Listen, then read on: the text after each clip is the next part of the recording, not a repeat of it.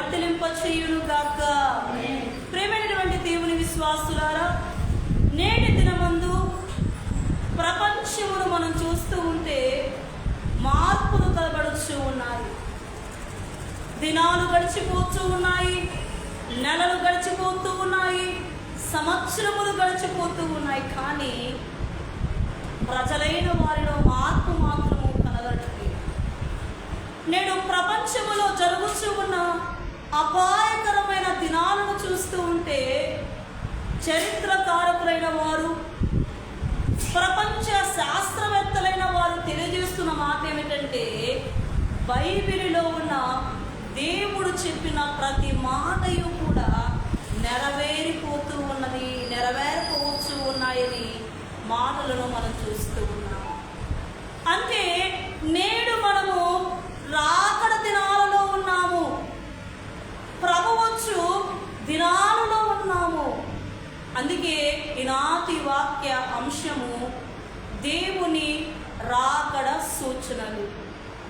అందుకే భక్తులైన వారు కూడా రాసిన కీర్తనలో కూడా మనం చూసినట్లయితే, రాకడ ధ్వనులే భూమిలో ఎటు చూచిన కనబడుచుండే,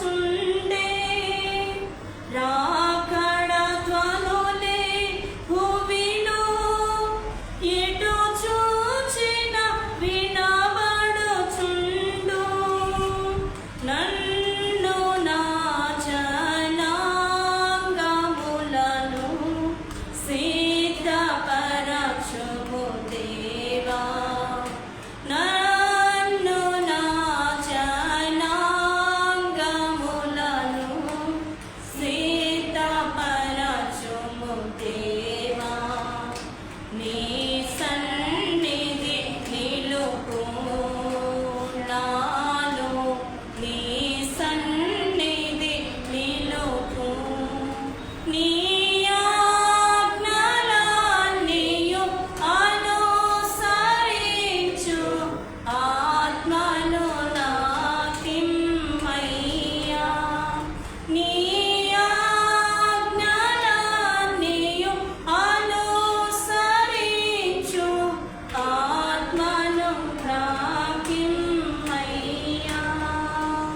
ప్రియమైనటువంటి దేవుని విశ్వాసులారా, భక్తులు రాసిన కీర్తనలో కూడా మనము గమనించినట్లయితే, రాకడ ధ్వనులే భూమిలో వినబడుచున్నవి. నేడు లోకములో దేవుని రాకడ సూచనలు మనకు వినబడుచు ఉన్నాయి. ఆయన త్వరగా రాబోచు ఉన్నారు, ఆయన శీఘ్రముగా వచ్చుచు ఉన్నారు. మరి ఆ రాకడకు అయితే మనము చూసే సూచనలు గమనించుకుందాము. దేవుని యొక్క వాక్యములో, దేవుని యొక్క వాక్యములో చూసినట్లయితే దేవుని రాకడ సూచనలు, ఆ రాకడ సూచనలు బైబిల్ గ్రంథంలో దేవుడు అనేకములు రాయించినట్లుగా మొట్టమొదటిగా మనము గమనించినట్లయితే మత్తయి సువార్త 24వ అధ్యాయము 5వ వచనంలో చూసినట్లయితే, మత్తయి సువార్త 24వ అధ్యాయము 5వ వచనంలో చూసినట్లయితే 24:5 వచనము, అనేకులు నా పేరిట వచ్చి నేను క్రీస్తునని చెప్పి పలువురిని మోసపరచెదరు. దేవుని రాకడ సూచన మొదటిది ఏమిటంటే, ప్రజలైన వారిని ఏం చేస్తారటంటే మోసము చేస్తారట. నేడు అదే జరుగుతూ ఉన్నది. కొంతమంది దేవుని సేవకులం అని చెబుతూ ఏం చేస్తూ ఉన్నారంటే, మేమే క్రీస్తులము, మేమే దేవుడము అని చెప్పి ప్రజలైన వారిని మోసము చేస్తూ ఉన్నారు. గతించిన వారములో మన సంఘములకు వస్తూ ఉన్న ఒక కుమార్తెను కొంతమంది విశ్వాసులైన వారు అంటే దేవుని సేవ చేస్తున్నాము అని చెప్పి కొంతమంది అలాంటి అబద్ధ బోధకులైన వారట ఒకసారి మా సంఘమునకు రమ్మని చెప్పి ఆమెను బ్రతిమార్చుకుంటే వారు పిలుస్తూ ఉన్నారు కదా అని చెప్పి ఆ కుమార్తె వెళ్ళింది. నిన్నటి ఆదివారం దినం అక్కడికి వెళితే వారు బోధిస్తూ ఉన్నారట. మనం మందిరాలకు ఎందుకు వెళ్ళాలి? వాక్యము సెలవిస్తూ ఉన్నది కదా, మన హృదయమే దేవుని ఆలయం అని చెబుతూ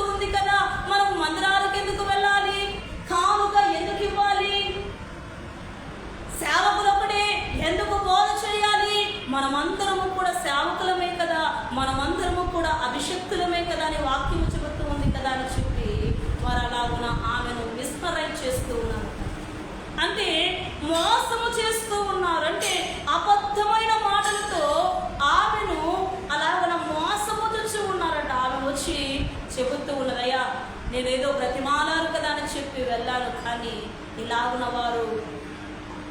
వారు నన్ను అనేకమైన మాటలతో మాట్లాడారని చెప్పి ఆ కుమార్తె తెలియజేస్తూ, అంటే నేడు ప్రజలైన వారిని, దేవుని నమ్మిన బిడ్డలను విశ్వాసములోనికి, దేవుని యొక్క విశ్వాసతలోనికి నడిపించిన అనేకులను, ప్రజలైన వారిని ఏం చేస్తూ ఉన్నారంటే మోసము చేస్తూ ఉన్నారు. ఏమని?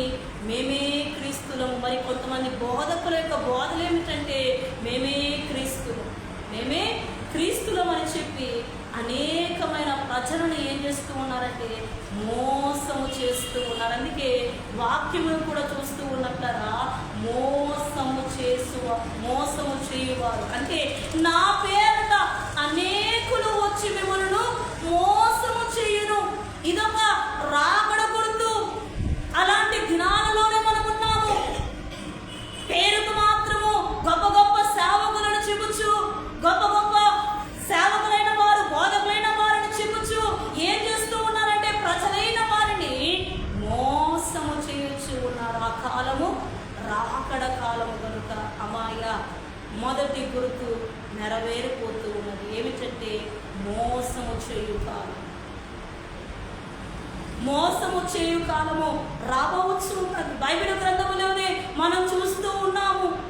ఏబేలును కయ్యూను చూస్తూ ఉన్నాము. అన్నదమ్ములైన వారు అన్న తమ్ముడిని మోసము చేసినట్లుగా మనం చూస్తూ ఉన్నాం. ఇక రెండవదిగా చూసినట్లయితే ఏశావు యాకోబులను చూస్తూ ఉన్నాము. ఇక అన్నను తమ్ముడు మోసము చేసినట్లుగా. ఇక మూడవదిగా మనం చూసినట్లయితే ఏదేను వనములో అవ్వను సర్పము మోసము చేసినట్లుగా చూస్తూ ఉన్నాము. ఆనాడు అలాగున అనేకులను మోసము చేసిన అపవాది నేడు సేవకులలో దూరి ప్రజలను కూడా మోసము చేస్తూ ఉన్నది. ఇదొక రాకడ గుర్తై ఉన్నది. ఇదొక రాకడ సూచన ఉన్నది. మనము మోసములో ఉన్నాము, మోసము చేయు ప్రజల మధ్యలో ఉన్నాము. ఇదొక రాకడ గుర్తు. అంతేకాదు నేటి దినాల్లో చాలామంది మోసగారు, చాలామంది మోసము చేయువారు. ఎంతోమంది వారి యొక్క వృత్తులలో పనిచేస్తూ ఉంటారు. కానీ నమ్మకత్వములు కాకుండా మోసమునే కనబరుస్తూ ఉంటారు. కొంతమంది అది చేస్తాము, ఇది చేస్తాము. గతించిన సంవత్సరాల క్రితం ఒక కుమార్తెకు, మనకు తెలిసిన ఒక కుమార్తెకు కొన్ని దినాల క్రితము, కొన్ని సంవత్సరాల క్రితము ఫేస్బుక్లో ఫారెన్ నుంచి ఒక వ్యక్తి పరిచయం అయిపోయి, మేము కూడా దేవుని నమ్మాము అలా ఇలా అని చెప్పి ఫ్రెండ్షిప్ను వాళ్ళు అలాగున బలపరుచుకొని ఫారెన్ నుంచి మీకు కొన్ని వస్తువులను పంపిస్తున్నానని చెప్పి దాదాపుగా 18 లక్షల వరకు మోసము చేస్తారు. మా అందరికీ కూడా తెలిసి, ఇప్పుడున్న రూబెన్ వారందరికీ కూడా తెలుసు, 1 క్లాసులో ఒక కుమార్తెను అలాగున మోసము చేసింది. ఎన్ని లక్షలు చెప్పండి? దాదాపుగా 18 లక్షల వరకు మోసము చేస్తారు. మీకు కొన్ని వస్తువులను పంపిస్తాను ఫారిన్ నుంచి, అలాగున ఇలాగ నుంచి. అంటే ప్రజలైన వారు ఏం చేస్తూ ఉన్నారంటే వారి యొక్క క్షేమము కొరకు ఇతరులను ఏం చేస్తూ ఉన్నారంటే, వారి యొక్క అభివృద్ధి కొరకు ఇతరులను ఏం చేస్తూ ఉన్నారంటే మోసము చేస్తూ ఉన్నారు. కనుక ఇదొక రాకడ సూచనగా మనకు కనబడుతుంది. నేటి దినాలలో మన కుటుంబాలనే చూస్తూ ఉన్నాము. అన్నను తమ్ముడు మోసం చేస్తూ ఉన్నాడు, తమ్ముడును అన్న మోసం చేస్తూ ఉన్నారు. వారి ఇరువురిని కూడా తల్లిదండ్రులైన వారు మోసము చేస్తూ ఉన్నారు. ఏదో రీతిగా ఏం చేస్తూ ఉన్నారంటే మోసము చేస్తూ ఉన్నారంటే మనమందరము కూడా మోసపోతూ ఉన్నాము. కారణం ఏమిటంటే ప్రభువు రాకడ సమీపముగా ఉంది. ఏదో రీతిగా అయితే మోసపోతూ ప్రజలను మోసము చేయువారంటే ఆయన పేరట వస్తూ నేనే క్రీస్తులని చెప్పి మోసము చేయు అనేకులు కూడా వచ్చి ఉన్నారు. కనుక ఇదొక రాకడ సూచన. ఇక రెండవదిగా మనము గమనించినట్లయితే యుద్ధాలు జరుగుతాయని ముందుగానే వాక్యములో రాయబడింది. మత్తయి సువార్త 24వ అధ్యాయము 6వ వచనంలో మనం చూసినట్లయితే 24:6 మరియు మీరు యుద్ధములను గూర్చియు యుద్ధ సమాచారములను గూర్చియు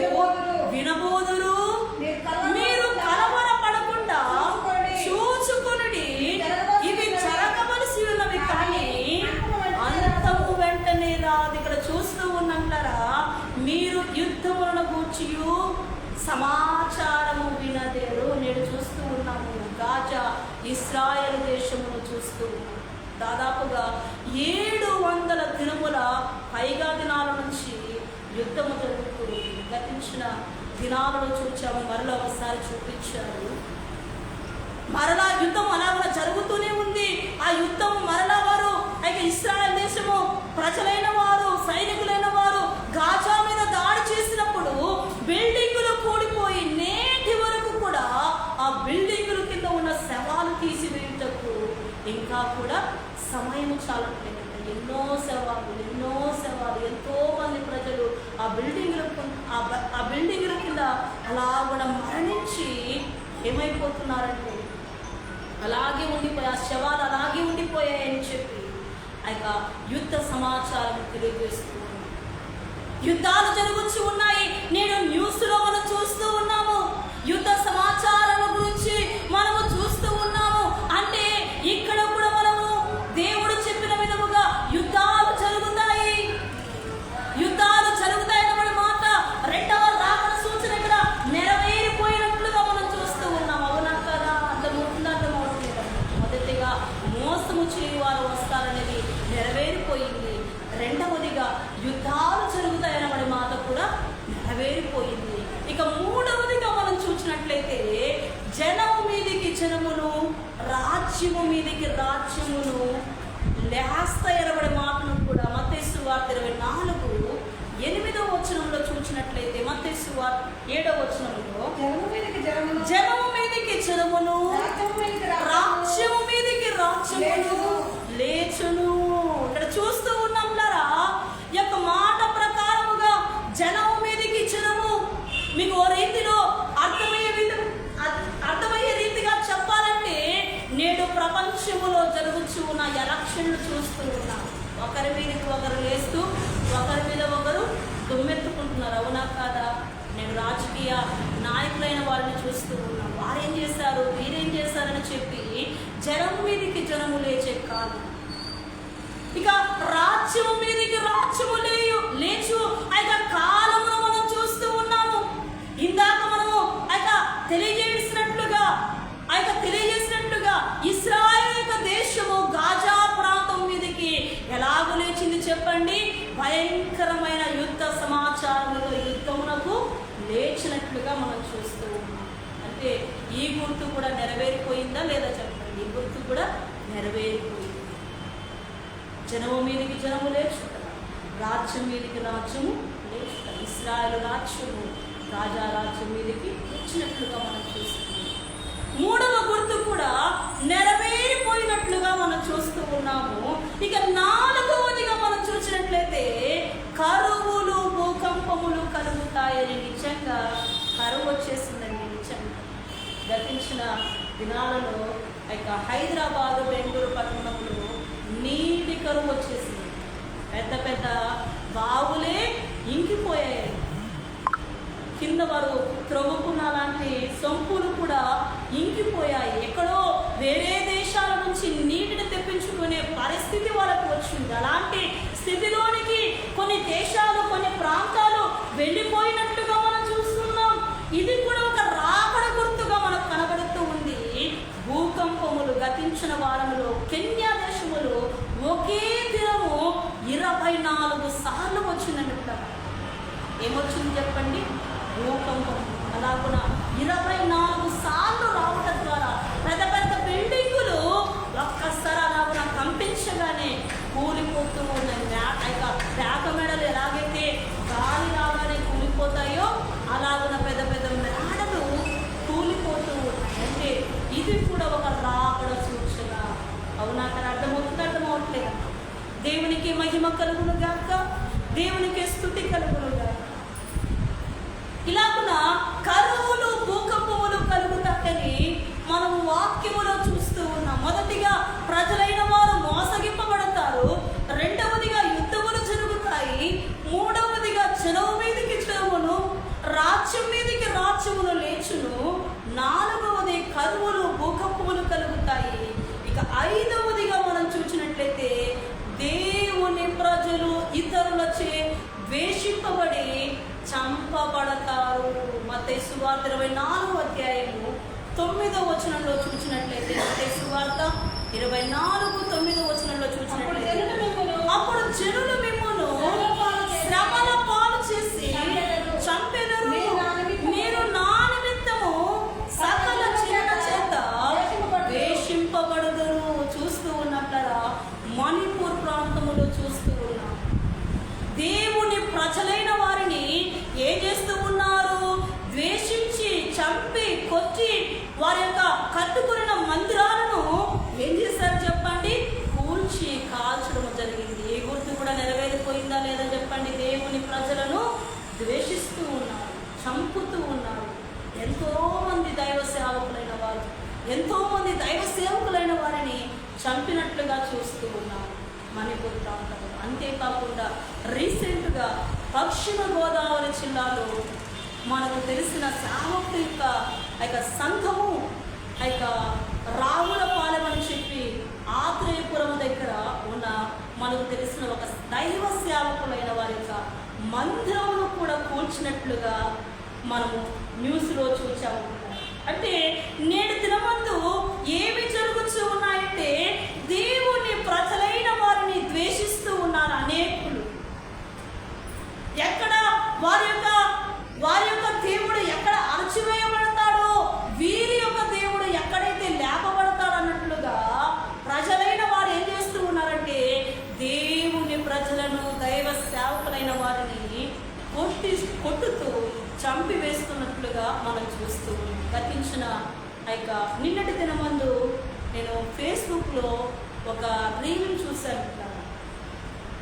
రీల్లో కొంతమంది దేవుని సేవకులైన వారు కరపత్రాలు పట్టుకొని, దేవుని సువార్త పత్రికలు పట్టుకొని అనేకులకు ఇస్తూ ఉంటే, కొంతమంది మతోన్మాదులైన వారు సేవకుల మీద చెయ్యి చేసుకున్నట్లుగా, వారిని కొట్టుచూ ఉన్నట్లుగా, వారి ముఖం మీద ఉమ్ముడు వేస్తున్నట్లుగా చిత్రాన్ని అలాంటి న్యూస్ను నేను నిన్నటి దినమందు చూశాను.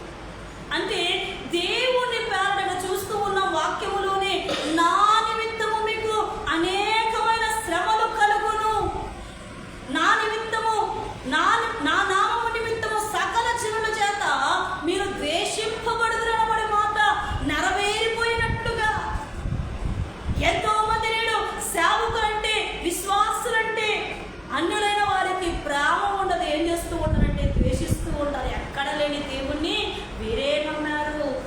మాకు పెట్టిన భోజనం తింటారు, మన పెళ్ళిళ్ళకు రారు, మనం ఎక్కడ పిలిచినా ఎక్కడికి రారని చెప్పి కొంతమంది ఏం చేస్తూ ఉంటారు చెప్పండి? వీరే దేవుణ్ణి నమ్మారు, వీరు గొప్ప భక్తులు అన్నట్లుగా కొంతమంది ద్వేషిస్తూ ఉంటారు, దూషిస్తూ ఉంటారు. ఈ యొక్క గుర్తు కూడా నెరవేరిపోయింది. ఇక 6వదిగా మనం చూసినట్లయితే అనేకుల ప్రేమ చల్లారినట్లుగా, మత్తయి సువార్త 24వ అధ్యాయము 12వ వచనంలో చూసినట్లయితే, అక్రమము విస్తరించుట చేత అనేకుల ప్రేమ చల్లారును. నిజంగా అండి, లోకములో మనం చూసినట్లయితే అక్రమం, ప్రతిదానిలో అక్రమమే. తినే భోజనం మొదలుకొని కట్టుకునే వస్త్రాల వరకు, పడుకునే యొక్క పరుపుల వరకు కూడా అన్నిటిలో మోసమే. వాటర్లో మోసమే, ఆహారములో మోసమే, అక్రమమే. ధరించుకునే వస్త్రాల్లో కూడా అక్రమమే.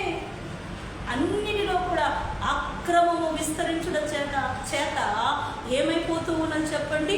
ప్రేమ చల్లారిపోతుంది. నేడు మనుషులైన వారికి స్వార్థము పెరిగిపోయింది. నేను బాగుంటే చాలు, నా కుటుంబము, నా భార్య, నా పిల్లలు బాగుంటే చాలు, ఎవరేమైపోతే నాకేంటి, ఎవరి మీద నాకు ప్రేమేంటి అని చెప్పి అనేకుల హృదయములలో, అనేకులలో ప్రేమ అనేది చల్లారిపోయింది. నిజంగా తమ్ముడు కష్టములో ఉంటే అన్న ఓర్వలు, అన్న బాధపడాలి. కానీ నేడు అన్నలైన వారే తమ్ములను బాధపడుతూ ఉన్నారు. నిన్నటి దినమందు ఒక కుమార్తె ఫోన్ చేసింది. తన యొక్క భర్త 2 అన్నతమ్ములు కలిగి ఉన్నారట. వారి అన్న గతించిన కొన్ని సంవత్సరాల నుంచి కూడా పొలములో వచ్చే గుత్తంతటిని కూడా తనే తీసుకుంటూ ఉన్నాడు. తమ్ముడికేమో 2 కుమార్తెలు ఉన్నారు, అన్నకేమో ఒక కుమార్తె, ఒక కుమారుడు. వారసుడు లేదు కదా, ఇద్దరు కుమార్తెలే కదా, మీరు ఏం చేసుకుంటారో, నాకైతే వారసుడు ఉన్నాడు కదా అని చెప్పి ఆ సాగు చెప్పి ఈ సాగు చెప్పి పొలానికి వచ్చాక గుత్తంతటిని కూడా తనే తీసుకుంటున్నాడట. నేను దినమందు తమ్ముడు వెళ్ళి అడిగితే నేను చంపుతాను రా అని చెప్పి కొడవలి గొడ్డెలు తీసుకొని చంపడానికి వెళ్ళాడు. ఆ కుమార్తె ఫోన్ చేసయ్యా, ఇలాగున మా బావ మా ఆయన మీదకి ఇలా వచ్చాడయ్యా అని చెప్పారు. నేను చెప్తూ ఉంది. అమ్మా ఏమవుదులేమ్మా, బైబిల్లోనే చూస్తూ ఉన్నాము, ఎంతోమంది మోసము చేసిన వారు, అన్యాయం చేసిన వారు, దేవునికి విరుద్ధముగా నడుచుకున్న వారు సర్వనాశం అయిపోయినట్లుగా మనం చూస్తూ ఉన్నాం. ధైర్యము తెచ్చుకునండి. మీ బావ మీకు ఇవ్వకపోతే మీరు ఉపవాసము లేరు కదా. మీ బావ పొలములో ఇచ్చాక పొలములో ఇచ్చే గుత్త ద్వారానే మీరు బతకట్లేదు కదా.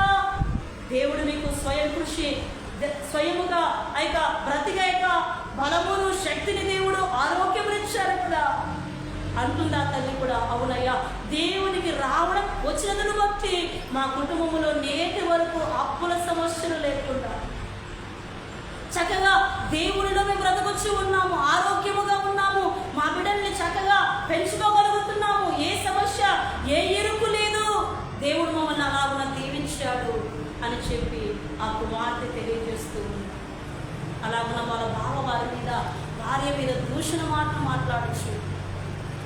నువ్వు ఆ మాదిగోళ్ళ దేవుని దగ్గరికి వెళుతూ ఉన్నావు, మాదిగోళ్ళ దగ్గరికి వెళుతూ ఉన్నావు అని చెప్పి దేవుణ్ణి కూడా దూషిస్తూ మాట్లాడచ్చు.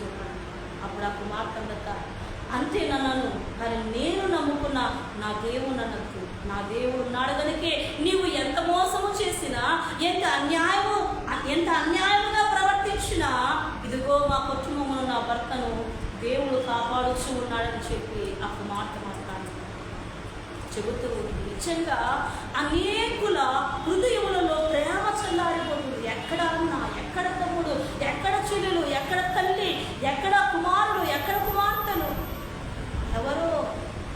వాడెవడో మాకు తెలియదనబడే దినాల్లో మనం ఉన్నాం కనుక అమ్మాయ ప్రేమ చల్లారిపోతుంది, అక్రమం విస్తరించుట చేత. ఇక 7వదిగా మనము గమనించినట్లయితే సర్వలోకమునకు సువార్త ప్రకటింపబడు దినములు నెరవేరిపోయినట్లుగా వచ్చినట్లుగా దేవుని యొక్క వాక్యమును చూసినట్లయితే మత్తయి సువార్త 14వ అధ్యాయం 24వ అధ్యాయం 14వ వచనం చూసినట్లయితే మత్తయి సువార్త 24:14 వచనం, మరియు ఈ రాజ్య సువార్త సర్వ జనులకు రక్షణ సాక్షార్థమై లోకమందంతటను ప్రకటింపబడును. అటు తర్వాత అంతము వచ్చును. నేను చూస్తూ ఉన్నాం ఫోన్ల ద్వారా, టీవీల ద్వారా ప్రపంచవ్యాప్తముగా రాజ్య సువార్త ప్రకటింపబడుతుంది. దేవునికే మహిమ కలుగును గాక, దేవునికే స్తుతి కలుగును గాక. అనేకమైన మీటింగ్లు పెట్టి దైవ సేవకులైన వారు పలు ప్రాంతాలలో రాష్ట్ర వ్యాప్తముగా అంటే ప్రపంచవ్యాప్తముగా ఏమైపోతుంది చెప్పండి, లోకమంతయు సువార్త వెళ్ళిపోతుంది. ఆ సువార్తను విని మారుచున్న వారు అనేకులు మనం చూస్తూ ఉన్నాం కనుక ఇది కూడా ఒక రాకడ గుర్తుగా మనం చూస్తూ ఉన్నాం. ఈ రాకడ గుర్తు కూడా నెరవేరిపోయింది. 8వదిగా మనం చూసినట్లయితే మహాశ్రమలు కలుగును. మత్తయి సువార్త 24వ అధ్యాయము 20వ వచనంలో చూసినట్లయితే 24-20వ వచనం, అప్పుడు మహాశ్రమ కలుగును కనుక మీరు పారిపోట చలికాలమందైనను విశ్రాంతి దినమైన అందైనను సంభవింపకున్నట్లు ప్రార్థించుడు. ఇక్కడ చూస్తూ ఉన్నట్లరా మహాశ్రమలు కలుగుతాయి. నేటి దినాల్లో నిజంగా ఎవరిని కదిపినా మా కుటుంబంలో ఆశ్రమం ఉన్నది, ఆ కష్టం ఉన్నది, ఈ కష్టం ఉన్నది, ఏ ఇబ్బంది ఉన్నది అని చెప్పి చాలామంది కూడా తెలియజేస్తూ ఉంటారు. ఒక శ్రమ వెళ్ళిపోగానే ఇంకొక శ్రమ వస్తూ ఉంటుంది, ఒక కష్టం పోగానే ఇంకొక కష్టం వచ్చి మీద పడుతూ ఉంటుంది, ఒక ఇబ్బంది తీరిపోయింది అనుకోగానే మరొక ఇబ్బంది కుటుంబంలోనికి వచ్చి పడుతూ ఉంటారు. అందుకే కొంతమంది అంటూ ఉంటారు, మా జీవితం అంతా కూడా కష్టాలే, మా బ్రతకంతా కూడా ఇరుకులే అన్నట్లుగా కొంతమంది బాధపడుతూ ఉంటారు. అందుకే ఇలా చూస్తూ ఉన్నట్లుగా దేవుని చేత రాయబడిన వచనాలు మనం గమనించినట్లయితే స్పష్టముగా దేవుడు మనతో మాట్లాడుతూ ఉన్నారు. ఏమని ఇక్కడ చూస్తూ ఉన్నాము, అప్పుడు పారిపోకుండా, ఆ శ్రమలలో నుండి మీరు పారిపోకుండా చలికాలమందైనను విశ్రాంతి దినమందైనను మీకు శ్రమలు సంభవింపకుండానట్లుగా ఏం చేయాలట చెప్పండి, ప్రార్థన చేయండి. ఏం చేయాలట? చలికాలమందైనా, ఎండాకాలమందైనా, లేదా విశ్రాంతి దినమందైనా శ్రమలు మీ మీదికి రాకుండా ఉండాలంటే ఏం చేయాలంటే చెప్పండి, ప్రార్థన చేయండి.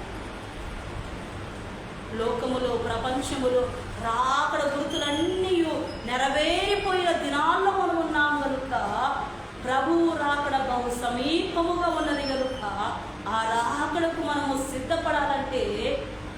సిద్ధపడాలంటే అనేకమైన శ్రమలు మనకు ఆతంకముగా కనపడచ్చు. కొంతమంది అంటూ ఉంటారు, రక్షణ తీసుకోమా అంటే నా భర్త ఒప్పుకోడయ్యా అనబడే ఆటంకం.